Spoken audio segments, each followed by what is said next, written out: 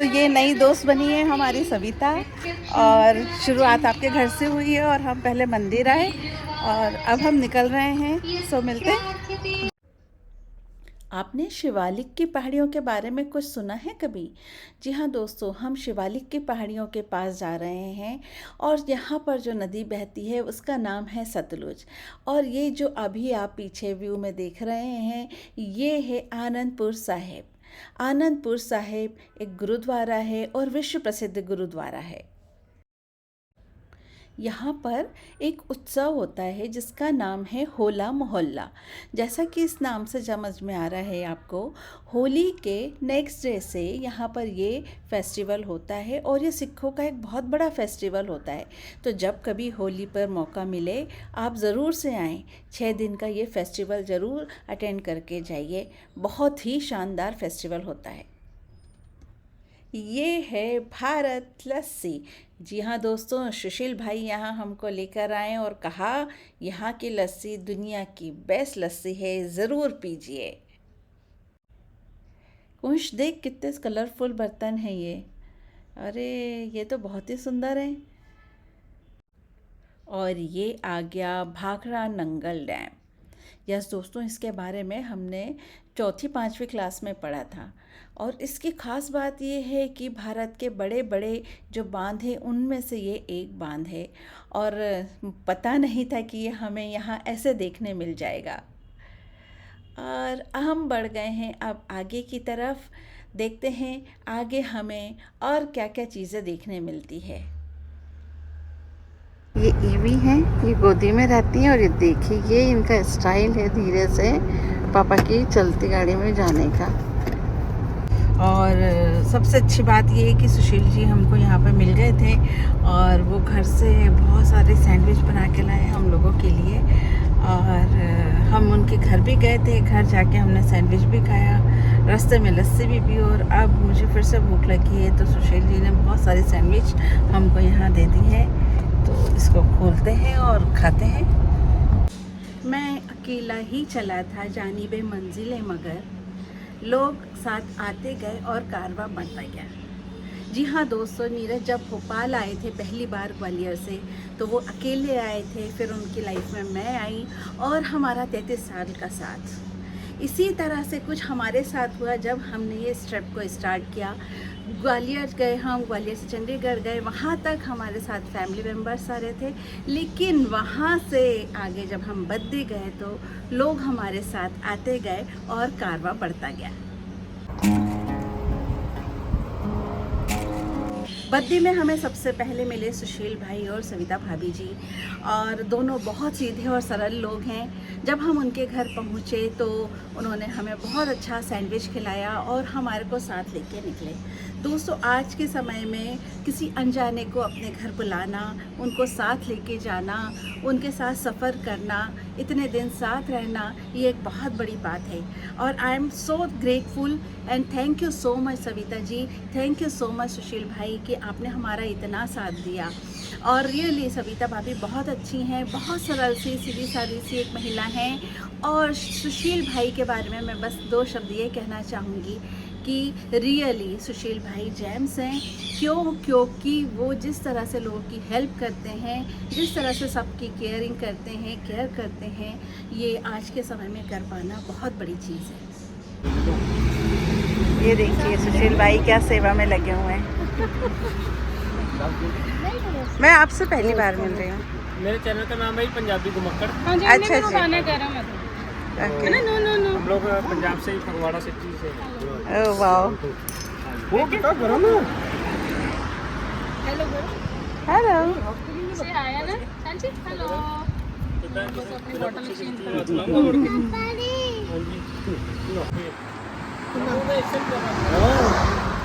जम्मू में गर्मी है और श्रीनगर में भी गर्मी है इस समय दिन में, रात में बड़ा ठंडा है।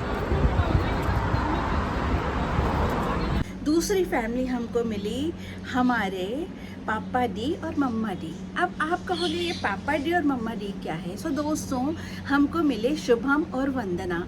शुभम के जो बच्चे हैं, 2 बच्चे थे साथ में शुभम और वंदना के, और वो पूरे समय अपने माँ को पापा डी और मम्मा डी कहते थे, और हमने भी वही सीख लिया। इनफैक्ट कुंश भी हमको पापा डी और मम्मा डी कहता रहा पूरे ट्रैवल में।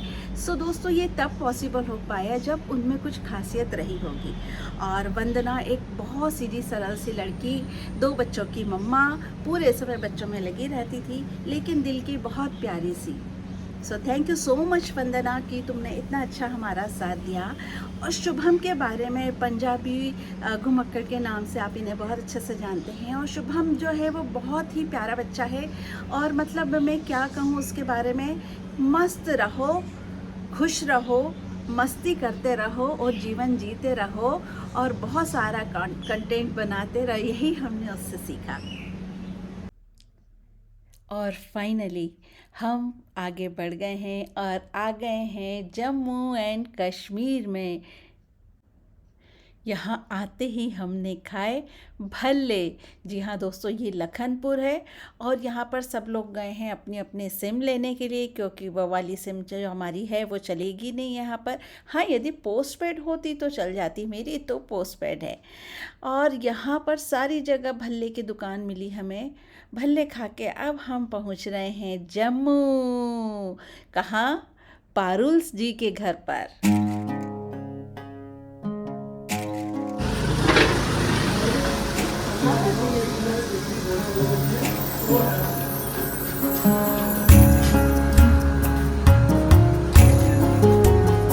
हाय,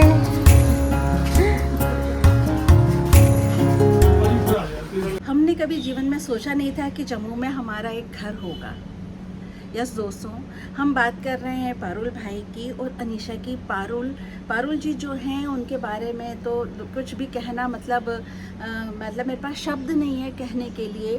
पारुल जी ने जिस तरह से हमें घर बुलाया, हमारा स्वागत सत्कार किया, जिस तरह से हमें घर में रखा, रियली दोस्तों आज के समय में ये सब प्यार मिलना, really we are very grateful, और थैंक यू गॉड कि आपने हमें ये मौका दिया। और पारुल के साथ साथ जो उनकी वाइफ है, मैं अनीशा की बहुत सारी तारीफ़ करना चाहूँगी यहाँ पर। जब मैं अनीशा को मैंने देखा, अनीशा एकदम दुबली पतली सी है, एकदम बिल्कुल सिंपल प्लेन सी लड़की। अब मेरे को लगा कि बहुत सिंपल सी होगी ये, बाद में पता चला कि नहीं, मैं जितना इसे सिंपल समझ रही हूँ उतनी सिंपल नहीं है। ये बहुत इंटेलिजेंट लड़की है। इसने हम सबके खाने के लिए, हमारी मेहमान नवाजी में रोटी, सब्जी, पनीर की सब्जी, मखनी, दाल, समोसे, नाश्ता ढेर सारा, बार बार सबकी फरमाइश पे चाय, और सबसे बड़ी बात ईवी के लिए भी इसने खाना तैयार करके रखा। सो दोस्तों, आप समझ सकते हैं कि ये कितनी अच्छी बात है कि आज के बच्चे जब इस तरह से अपने अननोन साथियों के लिए ये सब कर सकते हैं, तो क्यों नहीं हम भी करें। और कैंपिंग के यही सबसे बड़े फ़ायदे हैं कि आप रोज़ नए लोगों से मिलते हो, और नए उन लोगों के लिए आप काम करना स्टार्ट करते हो, उनके साथ जीना सीखते हो। बेटा तो कैसे भी काम से कर रहा था तो हमको मजबूरन से आना पड़ा था। सबका भाई था यार, इनके लिए दूसरे थे ना, थैंक यू। चाय भी बहुत बहुत अभी ले लो थोड़ी थोड़ी राइटिंग छोटा और जो वो पिछले हफ्ते थी। बड़ा पुराना। प्यार की भाषा तो जानवर भी समझते हैं। ये है ईवी और ईवी की सहेली। और कुंश को भी एक दोस्त मिल गया, और ये बड़ी क्यूट सी थी और बहुत ही प्यारी। नाम ये